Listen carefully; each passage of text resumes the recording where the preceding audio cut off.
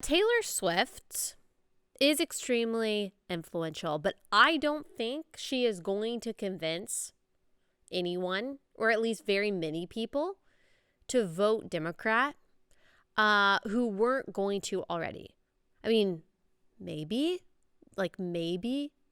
Mary Margaret, the uninformed 22-year-old UGA grad from Alpharetta in her first year in her big girl marketing job, whose parents voted Republican, but who's now feeling like a little rebellious and is thinking of voting for Joe Biden. Maybe her, maybe she'll be convinced by Taylor Swift, but also give her 5 years. Mary Margaret will be married and her husband will set her straight. Now, will Taylor Swift cause a baby boom? That's what some people are saying, that they are going to she's going to encourage women into this stable, domesticated life of having kids. Maybe that would be a positive development. Or maybe she will convince women that having a long series of seemingly toxic, unhealthy, long-term relationships until you find the rich man of your dreams when you're 34 and everything just falls together is normal and good. But it's not. That's not a goal to aspire to. Not for anyone, but especially not for the Christian. Now, I'm not talking about the getting married in your 30s part. I'm not saying that is in itself negative. Most women I know who are single in their 30s or unmarried in their 30s have wanted to be married for a long time. I'm talking about the apparently poor judgment in men, the relationships that are so high emotion, that are turbulent, that are sexual, that always end in so much heartbreak. That is not the thing to aspire to. And it's not just Taylor Swift. It's Taylor Swift, Olivia Rodrigo, Selena Gomez, Billie Eilish. I mean, so many other artists that romanticize the codependent, deeply involved dating relationships that end up going up in flames.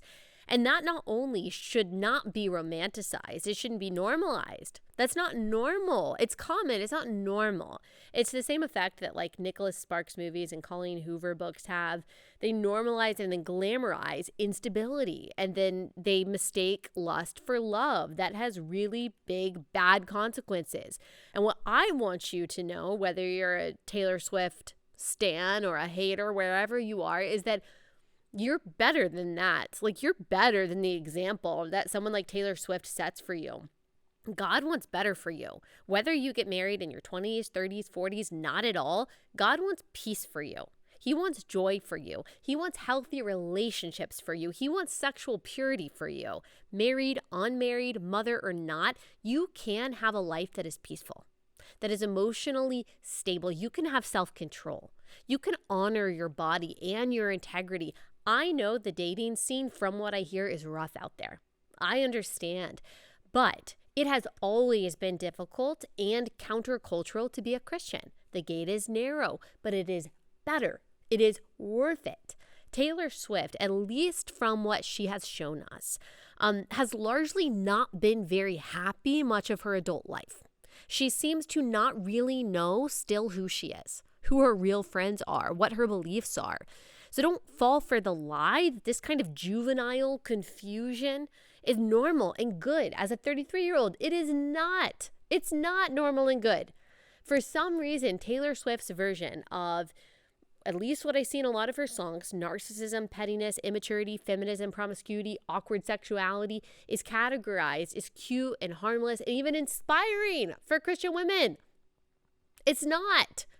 Now, I will also say, hopefully as a voice of reason here, I also don't think that she's as harmful as others think that she is. I don't think she's harmless, but I also don't think she's as harmful as some people make her out to be. I think people obsess way too much about things like symbolism and psyops. I just think that she's a person, a very influential person, a talented person, not a very smart person, IMO. Not the person on whom the Western world will rise and fall, but also she's not a great role model for young girls. I mean, I like her music. I think you can enjoy some people's talent without idolizing them or endorsing their worldview, but she's just not someone I would, hoist up and say everyone should be like her and you should be taking your teen girls to her shows.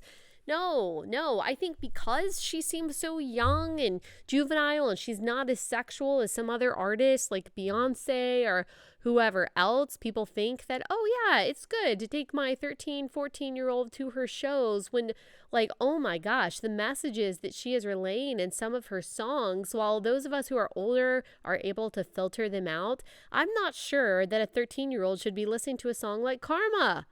I don't. That's a horrible theological message, like a horrible worldview. It's always all about her and everyone who has wronged her and other people's like misunderstanding of her intentions and things like that. The closest that she got, I think, to like wisdom, discernment, and self-awareness is when she said, "It's me, hi, I'm the problem, it's me."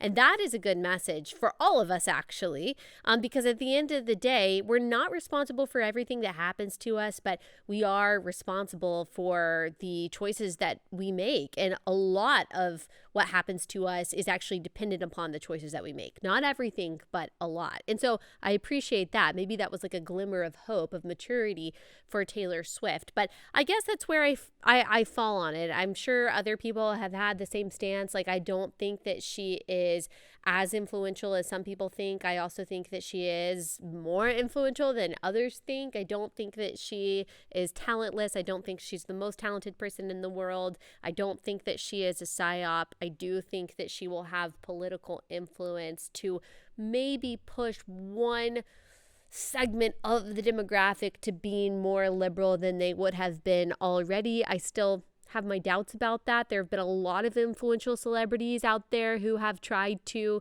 sway elections and it just hasn't worked. I think of like Beto O'Rourke. I think of Stacey Abrams and all of the Hollywood voices and dollars that were flooded into their campaigns, and they ultimately lost. And so, yeah, I mean, would I rather her not be like a diehard pro-choice advocate? Would I rather her not make songs that say, like, you need to calm down and depict all people who are for biblical marriage and the reality of the gender binary as, like, backwoods hicks who don't brush their teeth? Yes, I would prefer that. But it's also just, like, it's what basic celebrities do. And I'm sorry, it's popular shit. She's a basic celebrity. She has no grasp of what's going on. She has no theological wisdom whatsoever. And therefore, she should not be emulated, especially by Christian women. So that's my take on it all. And Taylor Swift took up the whole time. The whole time. That's something, I mean, that's impressive that she is able to command so much attention from so many people. But there you go. That's my take on that.